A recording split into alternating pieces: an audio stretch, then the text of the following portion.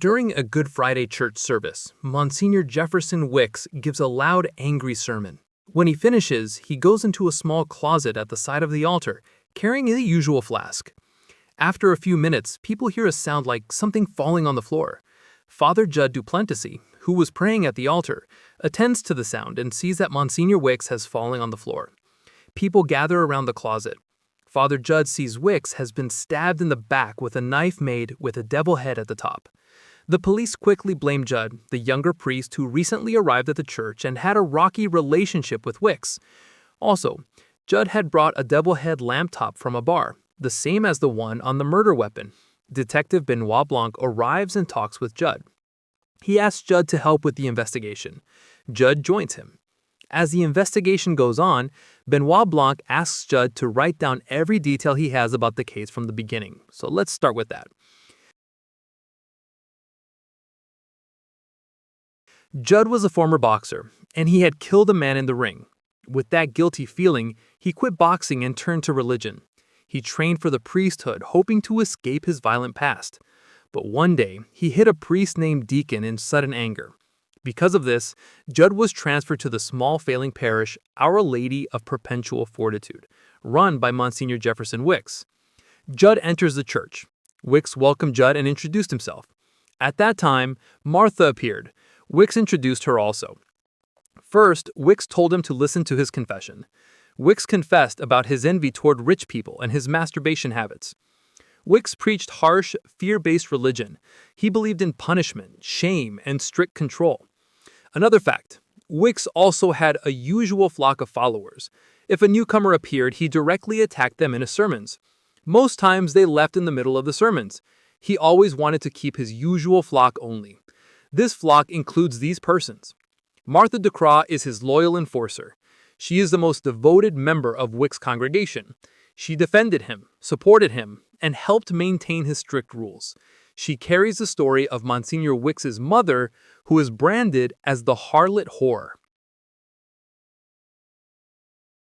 Before the events of the movie, long before Monsignor Wicks became the leader of the church, the parish was run by his grandfather, Prentice Wicks. Grace Wicks, also known as the harlot whore, was his daughter. Grace Wicks was warm, rebellious, and hoped for a life outside the tight control of the church. She became pregnant by someone disapproved of by her father. Prentice Wicks told his daughter that if she stayed in the church, she would inherit his fortune. So she waited for Prentice to die. When Prentice died, she told the attorney to give her the money. But the attorney gave her only a toy with an Eve's apple tag on it. She became angry and destroyed everything inside the church. She attacked little Martha and finally died at Prentice's tomb due to a brain injury. In addition to Martha, there was a groundskeeper named Samson Hold in the church. He looked after the work outside the church. Then there was Vera Draven. She is a lawyer by profession. Then Cy Draven, Vera's adopted son. When Vera was just out of law school, her dad came home with 10-year-old Cy and told her to raise him. Cy tries to get into politics and runs a YouTube channel named Cy Draven. He publishes Wicks' sermons on it. Dr. Nat Sharp, a local doctor, now broken and drugged because his wife left him. He always wore a ring. Then sci-fi writer Lee Ross. He believes Monsignor Wicks has opened his mind. He's writing a massive book about Wicks and his teachings named The Holy Man and the Troubadour. The final member of the flock is Simone Vivian, a world-class cellist. She retired 5 years ago for health reasons. She believes Wicks can heal her and gives money to him. Judd believes these people follow Wicks out of fear. They are afraid to confess. So Judd gathered them for a small meeting and told them what he thinks about Wicks. And he also said they could confess anything to him.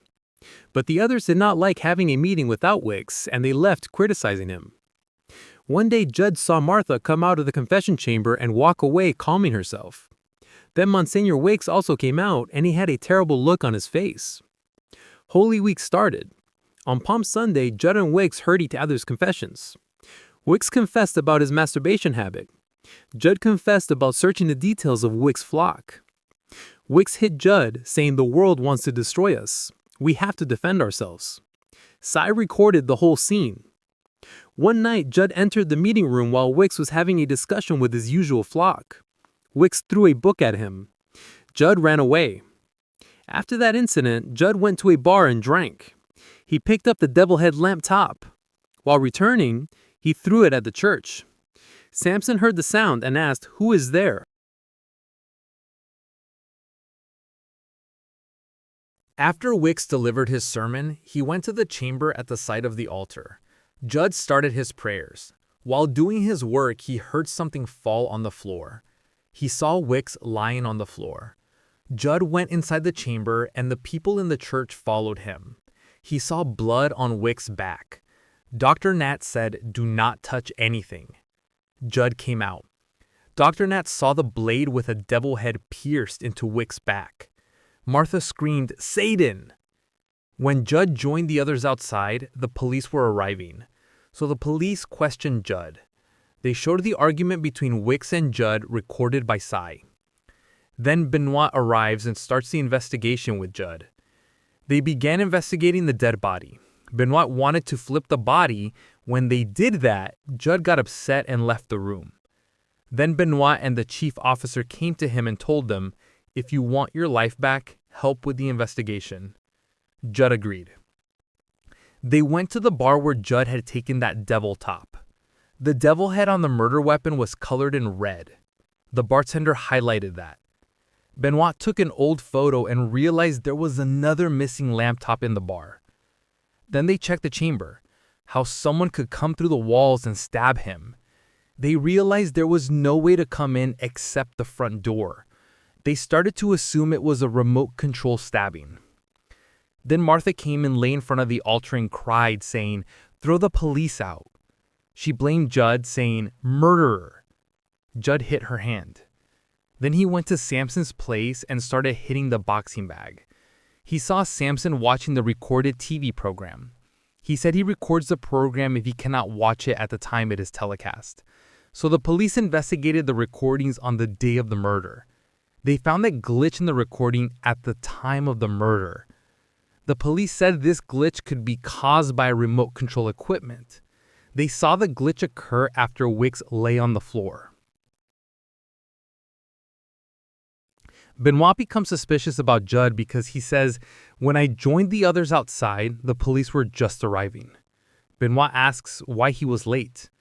Judd tells the truth about hiding the flask to preserve the reputation of Monsignor Wicks. Benoit asks where the flask is now.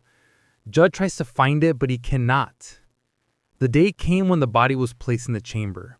The chamber needs a machine to open it from the outside, but it can open with a little push from the inside. Wicks's usual followers were staring at the casket. Martha came and asked for a moment. The others left. Martha cried while looking at the casket. The casket was placed in the chamber. A man delivered the order letter for the chamber opening machine. The flock gathered in the meeting room. Benoit and Judd came in. Judd said they had questions to ask and requested everyone to contribute. Benoit asked about the night of Palm Sunday, what they were discussing with Wicks. Cy agreed to tell them what happened at the meeting. He showed the video. Vera Draven told everyone that Monsignor Wicks is the biological father of Cy and that Cy was handed over to Vera's father by Wicks. Vera blamed Wicks for that. Wicks admitted it. After that, Wicks started pointing out the wrongs of every member. Wicks complained about each one of them. Cy had met Wicks when Vera told him the truth. Wicks embraced him as a son. Wicks told him about his grandfather Prentice's fortune.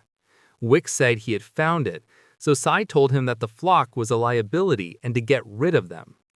Wicks had told Cy about an Eve's apple, and Cy believed it had some account number to the fortune. After Cy left, Judd and Benoit broke the monument into pieces and found nothing. Judd accidentally took the order letter received for the chamber opening machine. He saw that it had been ordered before the murder. They called the company and found out it was ordered by Wicks. The local chief came to arrest Judd, but Benoit told them he needed more time. The chief insisted, saying the evidence was against Judd. While Judd was walking in the rain, he saw someone coming out of the chamber. There was another person standing and waiting for him. They both went into the trees. Judd followed them and got shot and knocked down. When he woke up, he saw Samson's dead body lying near him. Someone had stabbed him in the chest. While the police officer and Benoit were looking for Judd, they saw the chamber broken open and found Samson's dead body. Martha arrived at that time and cried when she saw Samson's body. The police found a camera recording at Samson's place. They saw a person who looked like Wicks coming out of the chamber and going into the woods. After that, Judd also came out and went into the woods. Meanwhile, Judd was going to the police station to turn himself in. Benoit saw him and dragged him out of the station. Judd kept saying he had killed Samson and needed to confess. Benoit said he needed to go to Dr. Nat's home. They both went to Nat's house. Things in the house were broken and fallen over. There was a staircase to the basement. They went down to the basement. There was a bathtub filled with acid. Wicks's body was kneeling at the side of the tub. When they emptied the tub, they saw another skeleton inside. Wicks was holding the neck of the skeleton. With the ring on the finger, they assumed the skeleton to be Dr. Nat. Benoit checked Dr. Nat's bag and saw a pentobarbital bottle, which is used to make patients unconscious for medical procedures. Benoit called the police and told them about the bodies. Judd again went to the church to confess. The police were at the church. While he confessed in front of the altar, the police came to arrest him. Benoit said loudly for everyone to listen. Everyone sat and listened. Benoit began explaining.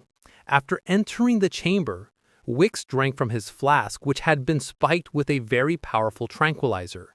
Within minutes, he fell on the floor unconscious. Benoit paused for a moment and spoke about the devil head lamb top. It was colored red to match the Good Friday vestment.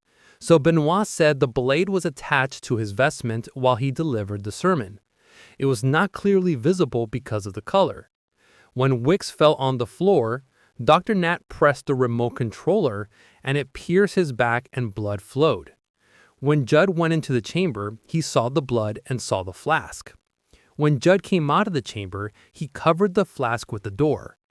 Dr. Nat went in and showed the devil head to the others. He took the blade with the remote controller out of the body with the distraction of the Martha and stabbed with new blade. Nat tried to find the flask and he could not. What happens next? Who is the person coming out of the chamber? Who killed Samson? Who attached the blade to the vestment? Who killed Dr. Nat and put the Wicks body there? To know that, you have to watch the movie. Subscribe and like. See you.